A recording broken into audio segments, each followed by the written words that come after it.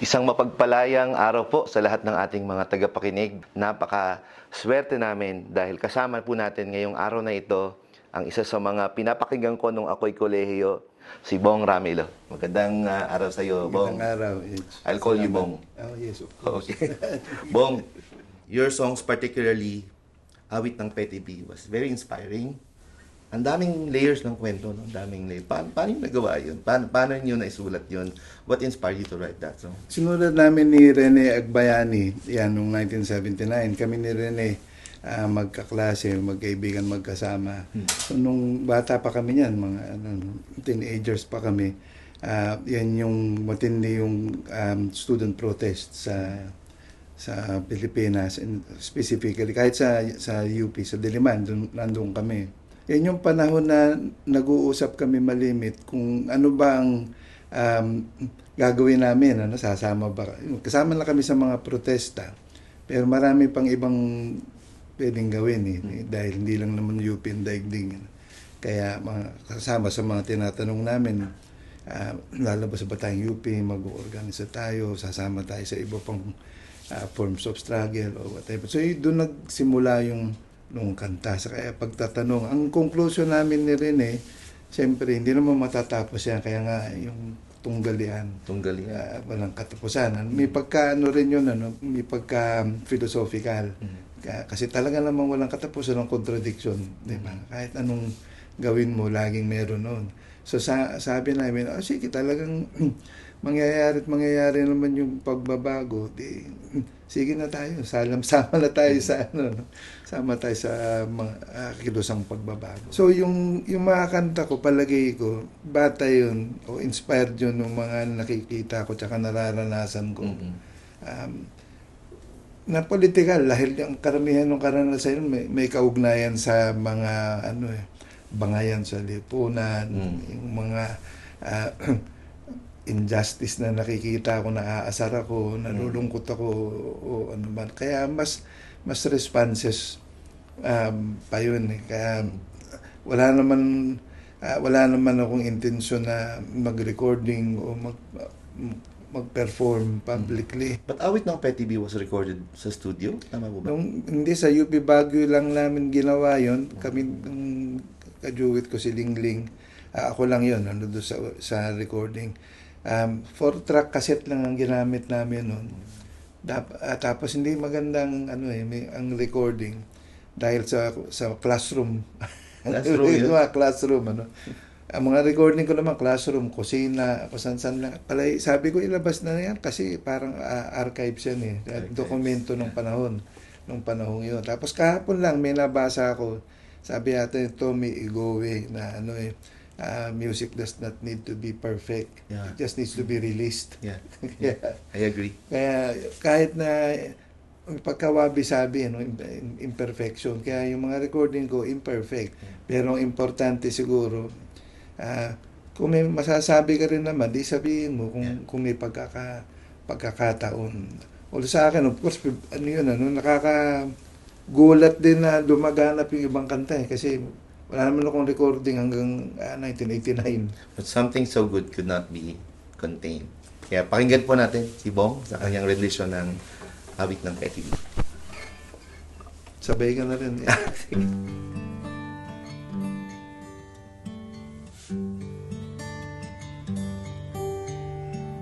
Buhay ng nagis ng unang ginhawa, buhay na kumuko, di yata makakayang iwan. Buhay na kahirap, bagay na di gagap, bukas o nakaraan, saan nga bang patutunguhan? Nagugulhan ba ako ngayon? Naghihintay na sila doon. May panahong magduda't magtanong, ngayoy panahon ng pagharap at pagsulong. magtanong ay huwag lubayan. Tunggalian ay walang katapusan. Aking mga mata, malinaw ang nakita, luha ng kapatid, pusa na di napapatid. Diwa ay natalos, tumayo at kumilos, tawag ng pangangailangan, di na matatalikuran. At ang bisig ko'y handa na ngayon, at makakayang iwan ang noon.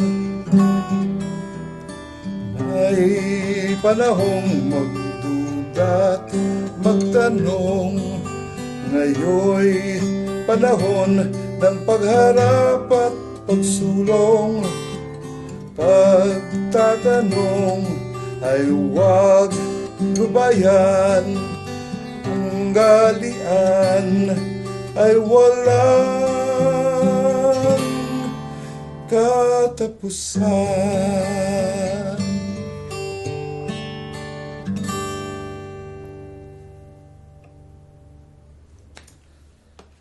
Napakaganda kayo. Ako sumabay kasi I wanted kayo talaga yung music nyo. Napakaganda po talaga, no? At ilang taon kayo nasunod niya?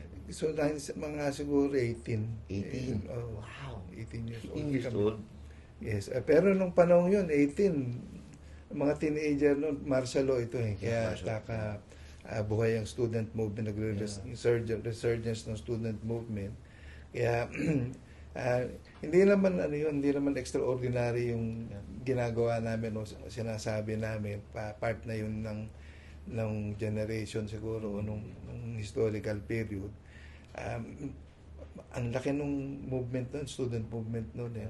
Kaya we were one of thousands. Very introspective and very reflective yung song, no? And I have to say, no, nung pinapakinggan namin ito way back in college, we don't go away, no, from these contradictions. Parang kailangan mong harapin, eh, no?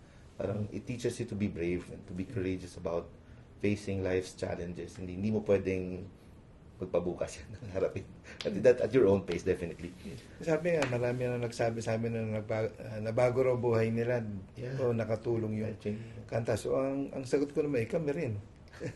Kaya nga namin na isulat ito. Ito naman parang prelude dun sa pagiging aktivista namin. Kasi soon after, in a year or two, full-time na rin kami na mga organizer. Kaya tuloy-tuloy na. Hindi naman smooth. May lubak-lubak din siyempre. Buong nabanggit mo kanina, this is a collaborative effort, no? How does collaboration work in music? Kasi sa music, parang sometimes it's very personal. It's very, parang akin to eh. This is my lived experience. How do you share it with somebody else na may ganun din? Paano yung proseso niyan as a songwriter? Paano yun?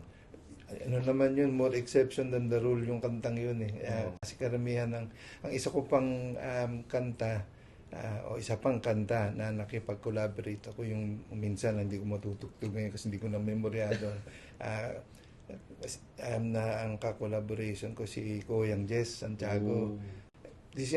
Pinakita ko kay Koyang Jess, saka tinugtog ko. Wala pang 30 minutos na buo na niya. Kasi ang daming kulang na salita. May kasi mas madali sa akin yung musika, yung music kaysa sa salita. Ang hirap magsulat eh. Salita. Yung sabi ni Ernest Hemingway, it's easy to write, just sit in front of the typewriter and bleed. Yeah. Sa kaso ko totoo yun eh. Pero yung music hindi ganun kadugo. So, ang karanasan ko naman sa collaboration, sa tugtugan. Sa grupo, malimit kong katugtugan yung Village Idiots, sila Joseph. Tapos sa Australia, meron din akong mga grupo doon. Kahit like any other group, syempre, masaya yung nagkakatugtugan kayo. Meron ding mga tensions, of course. Hindi kayo lagi nagkakasundo o nagkakaswak sa tugtugan. Pero ano yun pinipilit mong makipagtugtugan sa grupo. Sa organization namin do sa Darwin Community Arts. Meron yung monthly open jam session. Punta ka lang doon, tapos magpipili ka ng kahit sino rin pipili ng kanta. Usually mga pop tsaka rock and blues ganun. Na hindi ako mahilig Tapos nakaproject sa screen. Saka, yung parang Ang video kay session. pero live ang tugtugan. Yun lang lyrics tsaka yung nag-i-scroll. Kahit na hindi ko masyadong gusto yung mga pyesa, importante yung makipagtugtugan ako para nakakasabay ka ba. Tsaka iba yung community, di ba? Community ng musiko tumutugtog. Hindi importante kung ano tinutugtog nyo, kung minsan importante tumutugtog kayo magkakasama. Bong, pwede bang pasilip mo kami your first song? Kasi di ba sabi mo, way back high school. Anong title? Di ko na maalala yung mga unang sinusulat ko ng high school kasi ang papangit naman kasi siyempre hindi naman lahat na sinusulat natin maganda o gusto natin. Pero yung unang yung parang protesta na tinutugtog pa rin, hindi ko na masyadong kabisado Pero ang tumutugtog nito malimit ang Village Idiots. Sinulat ko ito 1978 siguro. 78.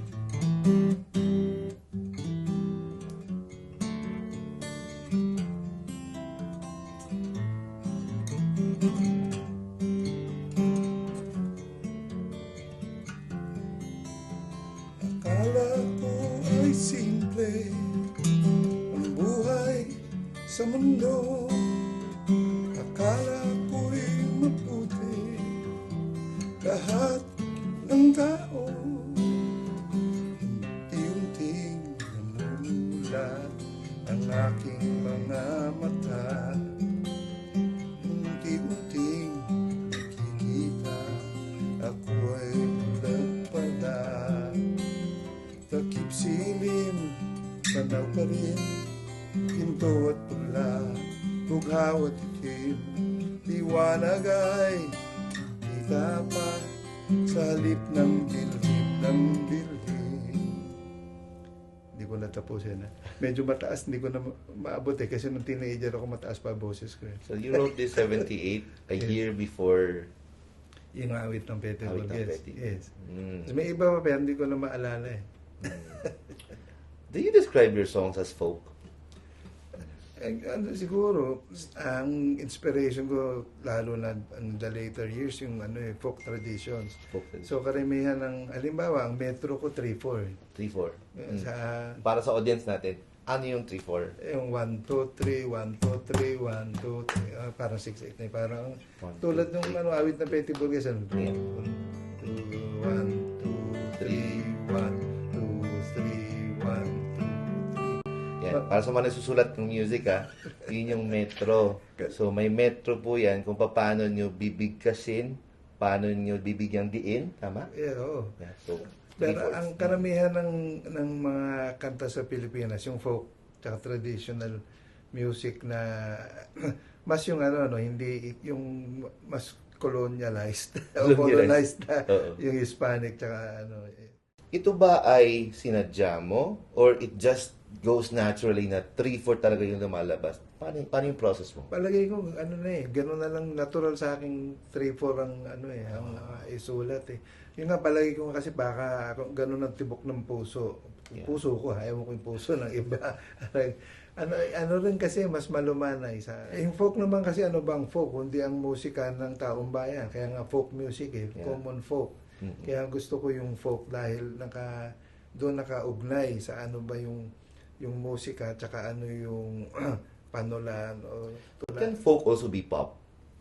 Yung pop kasi recent naman laging may pop pero yung konsepto ng pop music is more yung music industry.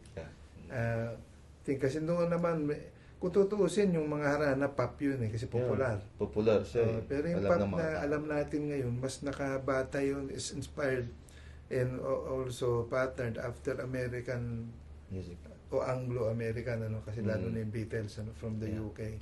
Kaya are you a fan of those ng groups? pop? Yung ibang pop. Ang Beatles, some Beatles songs gusto ko. Pero yung pop ngayon, of course, kung maraming klaseng pop, K-pop gusto ko, J-pop. musically. Japanese. Yes, kasi for one thing, di ko kasi naiintindihan ang sinasabi. So, yung words nila are just sounds to me. So, music din So, yun. music pa rin yun. Sounds Yeah. yun. Yung Pinoy pop, unfortunately, kung minsan naiintindihan ko sinasabi. Kaya, So, nakikinig ka ba ng Bini? once lang yata, kasi bago lang naman sila.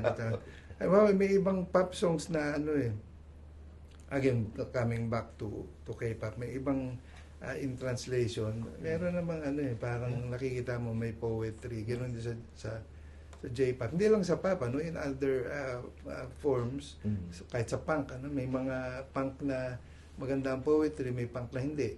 Diba? So para sa akin, importante yung prosody, yung for one thing, yung pagkaswak ng musika at saka titik. Kasi parang yun ayun ang requirement o yun ang that is what the form is. Yun ang kanta eh. Susunod ka ba ng love song? Oh yes, oo. Kasi kahit naman mga aktivista umiibig, di ba? Sample. Tingin sample. Meron akong isa yung sinulat ko nung in the 80s. Nakalimutan ko na, pero itong huli kong sinulat. Ano yun? Nag-drop ka ba? Mahilig akong sa alternative tuning set. So, ito sinulat ko in 2017 para sa asawa ko. Tungkol sa ilog. Pinakinig ko sa kanya. Sabi ko, dear, para sa itong kantang to. Sabi, hindi, para sa environment yan. Sabi ko, hindi, but you are my environment. Wow. Hindi, para kay Diday, sa asawa ko. The title of the song is Ilog? Ilog, yes. Dali ba ako magkano?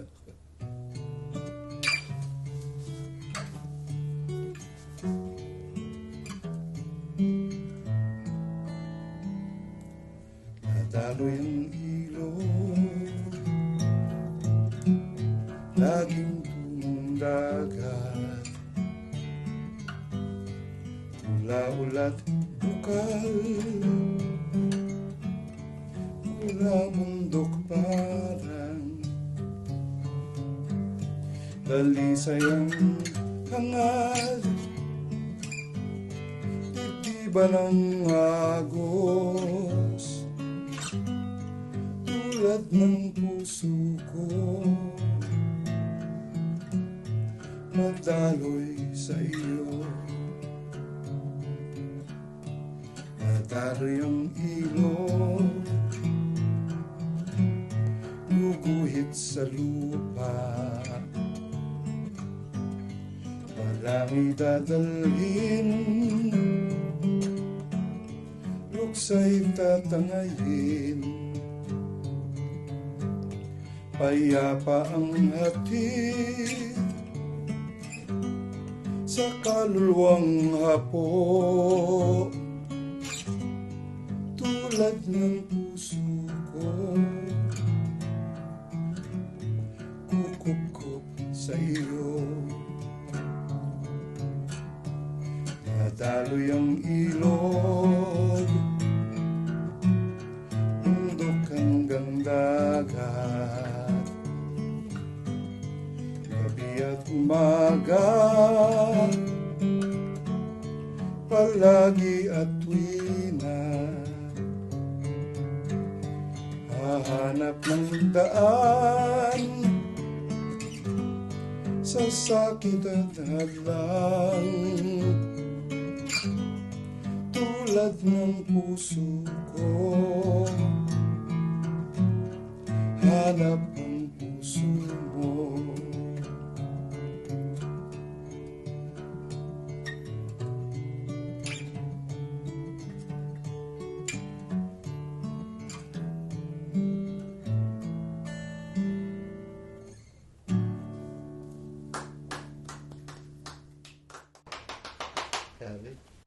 Thank you for sharing that song. Napakaganda, no?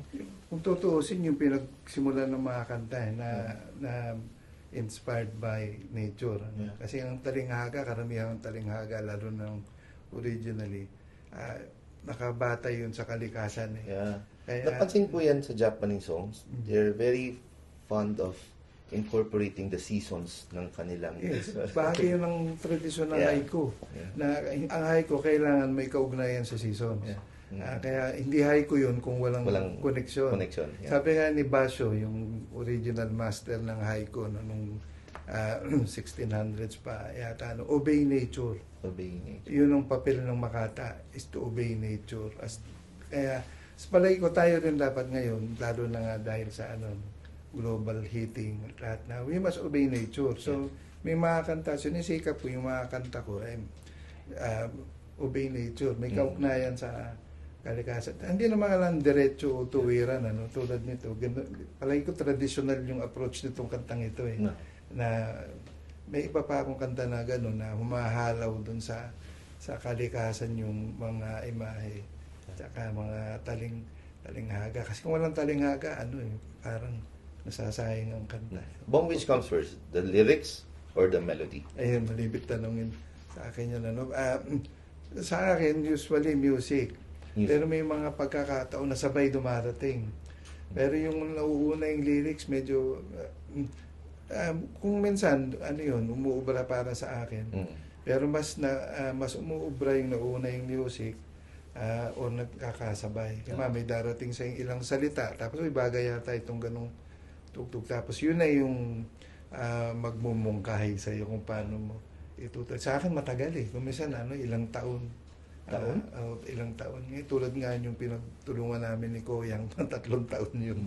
Minsan ilang buwan. Tapos habang tumatanda ako, ang dami kong mga notes kasi may notebook ako eh. Yeah, you keep a notebook for your songs. Oo, halimbawa may kanta ako, 2 minutes lang, maikli lang kanta ko eh. Pero mga siguro, kung 10 pages of notes yun or more.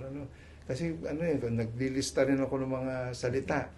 Kasi hindi naman ako lagi nagre-rima, pero kung minsan kailangan. Sorry, ano po yung rime? Rhyme. Okay. Kailangan, tsaka, yung meter, sunod ko, no? Pero yung rhyme, kung minsan nilalabag ko talaga yun, sinasadya kung walang yung usual rhyming scheme na sa dulo, yung rhyme. Kung minsan sa loob ko nilalagay, kung minsan walang rhyme. Pero kung gusto ko ng rhyme, naglilista ako ng mga salita, mga 2 pages ng. Kung minsan nandadaya pa ako, ginugugol ko. Bong, tanong ko, diba, sabi mo sa na it should be poetry. It should be like matalinghaga, maraming mga salita. Kasi if it's dead language, then it's not poetry. It's not even a song. Pero paano yung process mo? Parang, do you really consider yourself as a songwriter? Or when did you realize that you're really into songs, into songwriting? Meron bang ganun? Noon pa naman ako mahilig magsulat o tumugtog. Pero am I a songwriter? Yes, in the sense that I write songs. Yeah. Kasi ang pananaw ko, parang yung kaugnay na usapin na artist. Sino ba ang artist? Kaya may mga ganong debate. Para sa akin, kahit sinong lumili ka ng sining artist, whether part-time ka, full-time, bayad o hindi, sandali yung ginagawa o lagi mong ginagawa. Pag gumagawa ka ng kanta, songwriter ka. Yeah. Kaya in that sense, kasi hindi ko naman trabaho to. Hindi naman ako full-time. May iba pa akong ginagawa. Kung ang description ko siguro sa sarili ko, ngayon matandang tibak. Kaya pag katibakan ng pinagkakaabalahan ko, Okay. kasama sa katibakan na yan yung pagsusulat at pagtugtog ng mga kanta. Bong, may request. Pauwi sa amin. So, pwede mo bang ikwento muna paano mo nasulat yan? What year did you when did you write this song? And what was the inspiration behind it? 1985 yata yan, merong production ang Tabak. Baguio. Yung Baguio, yung tanghalang bayan ng kabataan sa Baguio. Kaya merong yan, of course may sequence of songs, tsaka yung mga tableau, tsaka skits. Wala kami tungkol sa estudyante.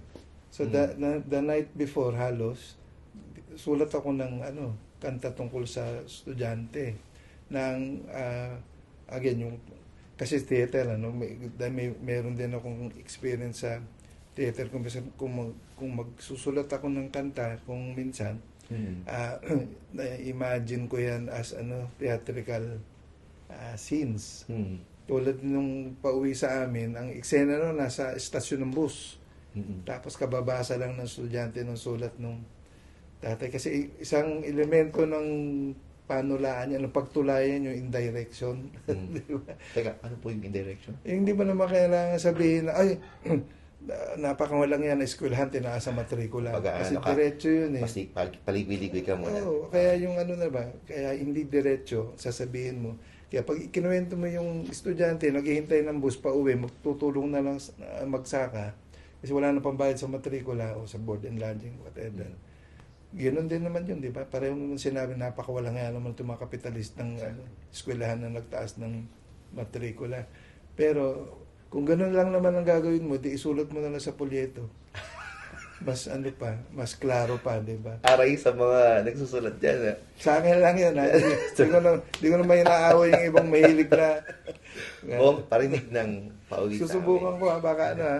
1984? 85. 85. Hindi ko na kung maalala ko pa, ha? Kaya na mga...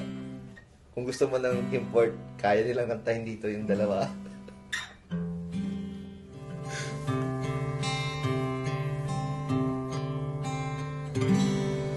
Luray na ang sulat na ito sa kabubuklat tiklop ko. Adinip na ako sa kahihintay sa truck na pauwi sa amin. Lungkot o galit bang dama ko o panghihinayang ba ito? Isang taon lang at sana'y tapos na, maiuwi ng diploma.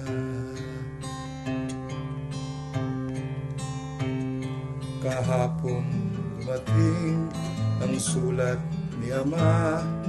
Anak, sabi niya, ika'y umuwi na. Kinalungkot kong walang padala, ngunit ang ani kulang pa sa upa. At di na natin kayang bayaran dagdag na singil ng eskwelahan. Ako'y tulungang magsaka na lang.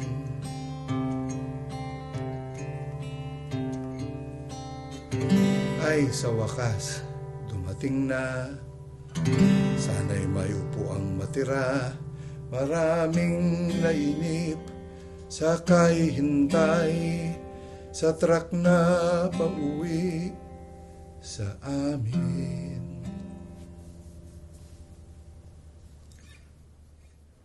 Iniisip talaga namin na may tableaus eh. Kaya ganoon din yung sa production, yung mga estudyante na, nasa estasyon ng bus. Yung recording, sinamahan ko ng field recording ko sa Dagupan Bus Lines. Galing.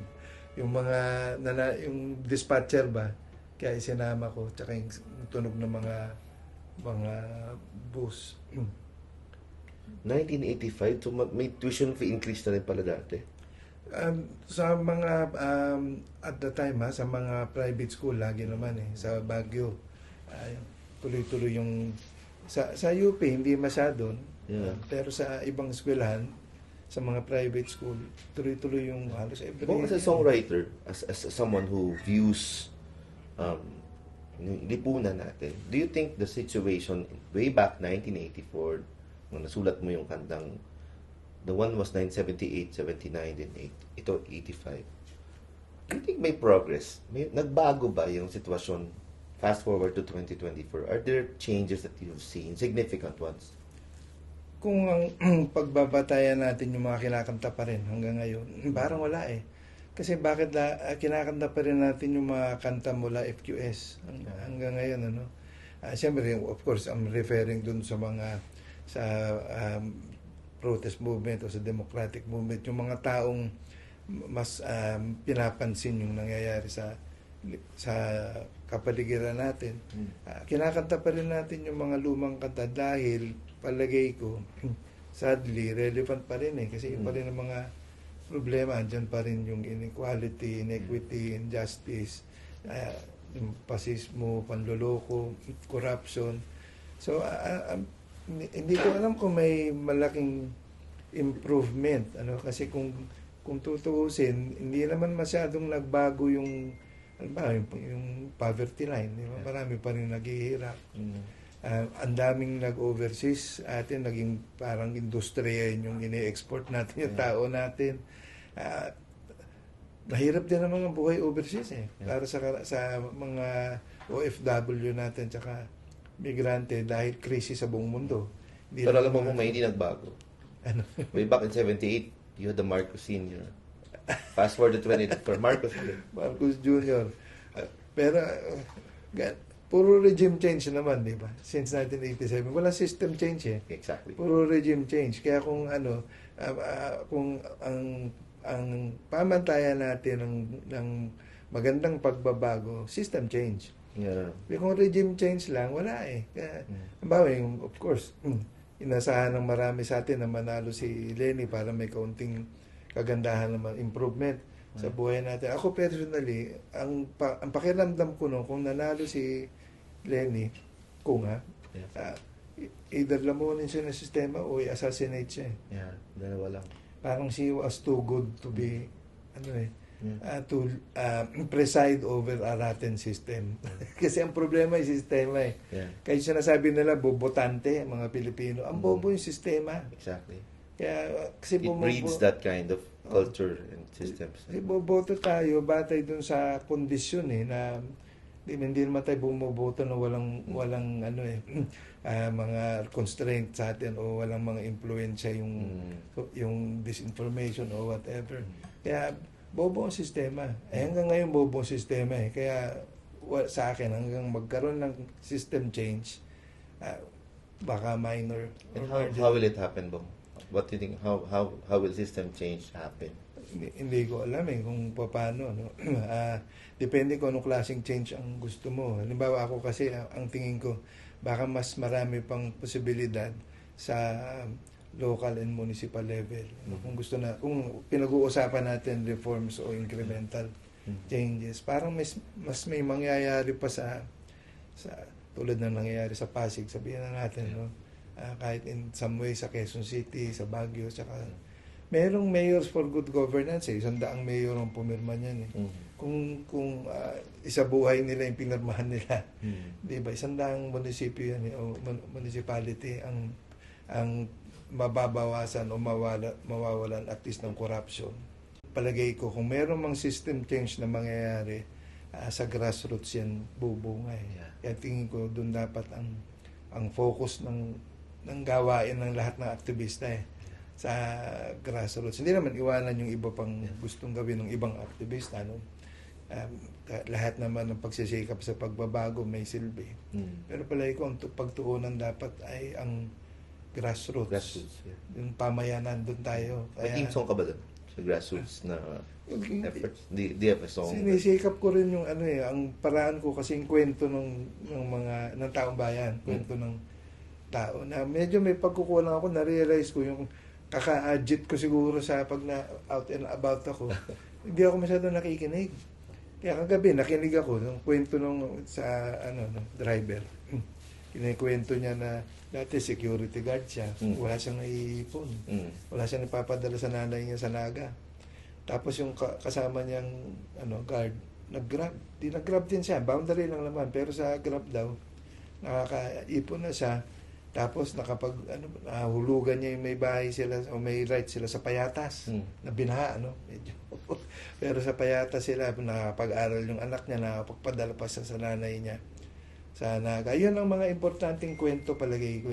Na palagay ko kung ang mga kanta natin o yung mga sinusulat natin ay kwento ng taong bayan. Pag inipon-ipon mo, parang yun na rin yun na yung manifesto mo tungkol sa sa pagbabago o local governance. Kaya hindi ko na kailangan manawagan na ibagsak si ganun, ibagsak sa ganyan. Palagay ko kung sa mga kwento na lang ng mga mamamayan, parang matutunugan mo na kailangan baguhin na yung kaayusan. Para maiba naman ang kwento natin, ganda. Gumanda naman.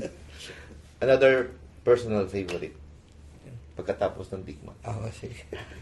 Kailan mo nasulat to? Ito 1984. 84. Okay. 1984 ko sinulat ito na yun yung siyempre yung isang konteksto niyan. Maraming mga activist na nakakasama, lalo na yung panahon niya ng Jaja pagkatapos ng Sorry, para sa assassination. context ng mga kabataan, ano yung Jaja? Justice for Aquino, Justice for All. Yan yung pagkatapos ng assassination ni Ninoy. Benigno Aquino, Yeah. ni Ninoy Aquino. So buhay na buhay ang protest and democratic movement. Kaya maraming umaasa na magbabago na. At yung matagal ng gera sa kanayunan sa Pilipinas matatapos na, saka medyo papayapa na. Pero as we know, hindi rin. Tingnan po natin, pagkatapos ng digma, 1984, isinulat ni Bong yung awiting ito. No? Medyo, Hindi pa tapos yung martial law nito, no? Ay, hindi pa. Di ba? Hindi pa, of course. 2 years prior to the end.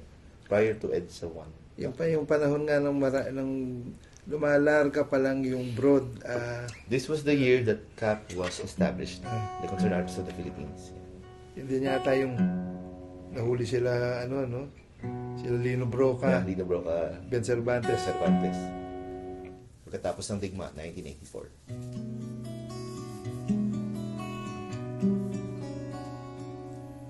Paglaho ng usok sa laranang digma, ilitaw ang lunti ng damo. Natatangayin ng hanging sariwa, amoy ng pulbura at abo. Pagkatapos ng digma ay payapa. Pagtigil ng gulo at mga labanan, sugatan ay aalagaan.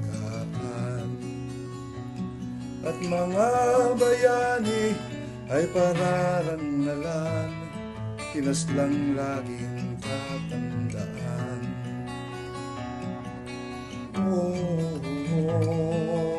Pagkatapos ng digma ay paghilom.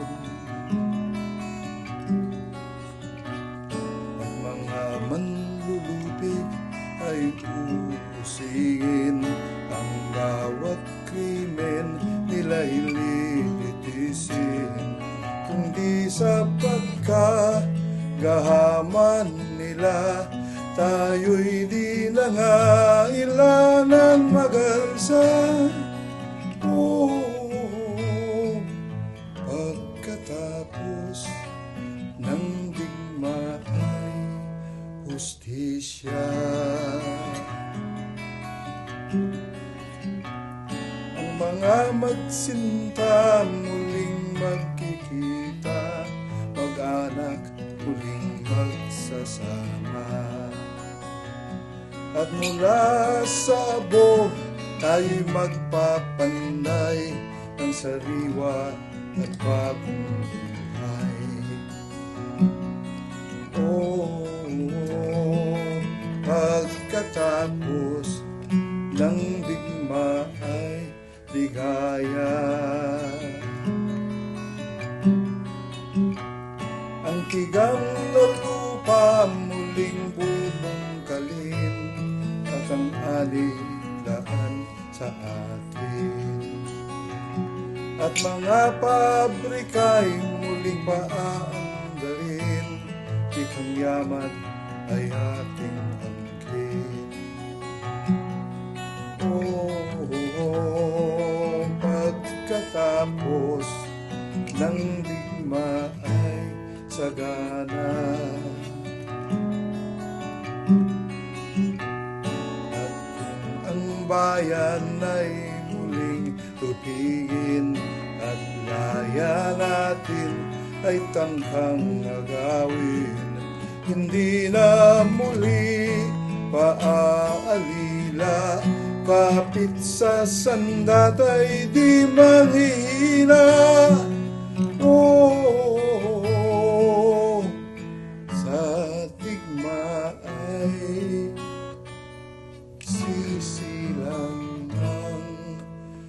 payapa.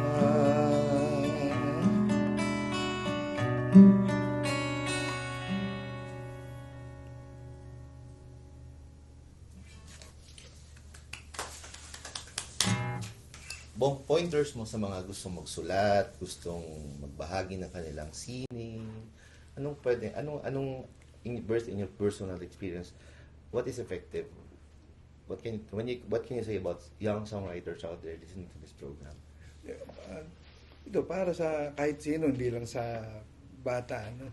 Dahil ang palagi kong karapatan ng bawat isa at kung tutuusin, tungkulin ng bawat isa na lumikha.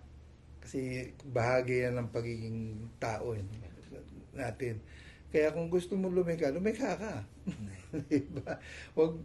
Ibig sabihin, hindi naman reserbado dapat sa ilan na ilan lang yung karapatan at tungkulin na kumanta at tumugtog. Kasi lahat naman tayo kaya nating gawin yan. So, kung gusto mong lumikha ka. Yun ang una. Wag mo nang problemahin yung dapat ganito ang ang anyo. Ngayon, kung gusto mo, siyempre, kung gusto mo rin namang seryosohin yung pagsulat ng kanta, kahit anong aktibidad naman, anong gawain, kung gusto mong paghusayin yung ginagawa mo, kahit pagluluto, di ba, o kahit na pananahi, o kahit ano, pag-aralan mo rin kung ano yung mga pangangailangan para humusay yung craft, yung gawain. Kasi ako hanggang ngayon, nag-aaral ako kung paano ba yung mahusay ng pagsusulat ng letra, ng salita sa musika. Pinag-aaralan ko ngayon, electronic music, tsaka noise. Halimbawa kasi kahit nagurang na ako. Kami yung guro. Pag medyo tigwang. Pag gusto mong tuloy-tuloy yung pag-iisip mo, kasiglahan mo, tsaka tuloy-tuloy yung ambag mo sa komunidad, kailangan ka rin naman subukan mo yung iba't ibang paraan ng paglikha. Sige lang, paghusayin yung gawain. Kasi bakit mo naman luluko-lukuhin yung pagluluto, halimbawa, di ba? O, tulad na rin yan ng paggawa ng kanta. Bakit mo naman babasta-bastahin yan kung ang pakay mo ay gumawa ng magandang obra? Ba't ka naman mag-aalay ng hindi maayos? So, pero yun siguro, yun lang yung dalawa. Kasi lahat tayo dapat gumawa. Lumikha. Oo, kailangan natin gawin yan. Ikalawa, kahit anong paraan, pwede ito. Siguro, ikatlo nga, paghusayan natin yung pag-aaral kung paano, kung gusto natin. Gusto natin. Kasi lahat naman tayo may kakayanan. Kung hindi man sa paggawa ng kanta, yung kanta kasi o musika o tula, isang bahagi lang naman yan ng maraming pagpipilian tayo sa sining. Kung ayaw mo kumantad, sumayaw ka. Ako hindi ako marunong sumayaw kaya tumutugtog. Sabi niyo sa sample. Hindi ako marunong sumayaw na ever since. Pero may magagaling sumayaw . Pero yung pagsayaw naman, tulad ng pagkanta, hindi naman usapin niya na magaling ka o hindi. Hindi ba? Kung nung unang panahon kasi, yung baile, yung buong barangay, hindi pa barangay tawag nun, yung mga baryo, mga sityo, purok. Kahit saan. Nung unang panahon, magpapalabas muna ng sine sa outdoor, yung trabaho ng tatay ko noon, projectionist sa labas. Tapos sayawan na. Pasayaw. Bakit hindi? Di ba popular activity yung yung art. Hindi lang para sa iilan yan na Solidarity siya nakakatipon siya ng mga tao. They are really interested in that kind of yun ang importante palagay ko kasi ang trabaho ko naman siguro part na rin ng pagiging organisador o community. Kung interesado ka sa community, kailangan may art ng community. Hindi, wala kang community, walang kantahan, sayawan, drawing, painting, drama, lahat na. Siguro ito na huli, invento tayo kasi budots. Di ba? Parang sa bayan ko nang galing yan. Hindi na, di ba? Isipin mo, kilala na yan worldwide, yung budots. Pero mas importante, Nakapanalo nga yan ng mga kandidato dahil ginamit yung buto. ayun nga, pero ang importante, sinasayawan sa Davao pa rin yan. Sabihin, Exactly. it is still a grassroots form of expression and creation. Huling punto siguro. You're into Asian music rin, di ba? May community kayo ng mga musiko na sa iba't ibang bahagi ng Asia. Yes, itong grupong ito ay ang Asian Music for People's Peace and Progress. Ang founder niya, tsaka pinuno niya, ang namumuno dyan, isa sa mga papasimuno ay si Koyang Jess Santiago. 2011 yan, tinayo dito sa Pilipinas. Ang mga kasapi niya, collective lang naman yan, hindi naman formal na asosasyon. Pero nasa Pilipinas, siyempre. Tapos meron sa Cambodia, sa Indonesia, Thailand, Japan, Bangladesh, India, at may mga kaibigan din sa iba pang lugar sa Asia. Ngayon, naglabas kami ng album noong 2018 yata o 2019. Yung ikalawang album ay mga kanta na isulat nung pandemya. Kaya ang parang tema niya yung pamagat ng album, Lockdown Sessions. Kaya Naalala ko yung lockdown session sa atin. mga kanta nung panahon ng pandemya at lahat yata yun na isulat nung pandemic. Bong, thank you for this wonderful opportunity, no, na bigyan mo kami ng pagkakataon na mas hilip, no, yung process mo, how you create your songs and how you produce them, no. Pwede namang hindi talaga mainstream na production, no, pero the song, sabi mo kanina, if it's as raw as possible, if it's the feeling at the moment, then release it, no. If it's worthy to be listened to by the audience. Ako bang may personal request ako kasi I'd like to have a duet with you. Yes. If it's okay with you. Yes. Yung awit ng Petty B. Let's sing it again. Sige. Tama ba itong baka mataas masyado sa atin? Again, thank you sa lahat ng mga nakinig sa atin. Again, send in your request. Kung meron kayong gustong i-feature na anything related to arts and culture, no? Kahit ano po yan. At kahit sino po yan. Kahit nasa community po yan. Let's feature this in this program. At kwentuhan tayo, no? Chill lang. Ladies and gentlemen, Bong Ramino, awit ng Petty B. Buhay na nais ng unang ginhawa, buhay na buko, di yata makakayang iwan. Buhay na kay hirap, bagay na di dagap, bukas o nakaraan, saan nga ba ang patutunguhan? Nagugulhan ba ako ngayon? Naghihintay na sila doon.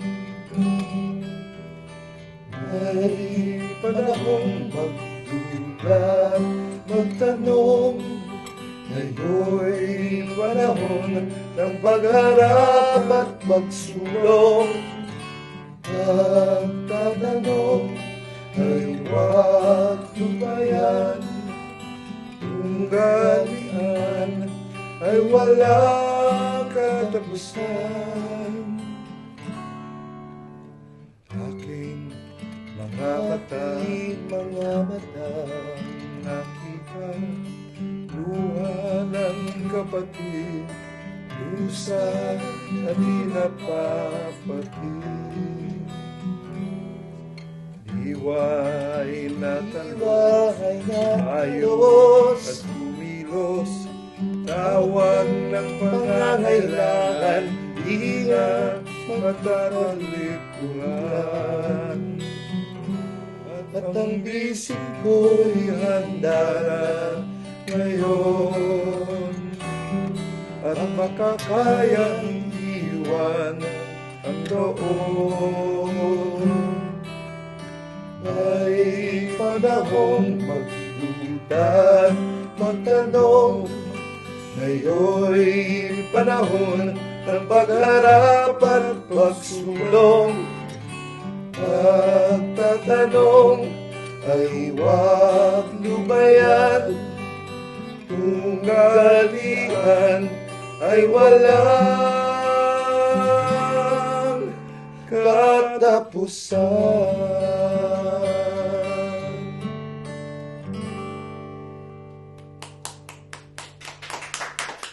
Dagang salamat, Bong. Salamat din. At sana marami pa tayong duets at mga collabs. So, maraming salamat po sa lahat ng ating mga nakinig. Ito po, yung programang ito ay bahagi po ng proyekto ng Concerned Artists of the Philippines sa tulong po ng Alter Media. Kaya maraming salamat at keep on sending your feedback and requests.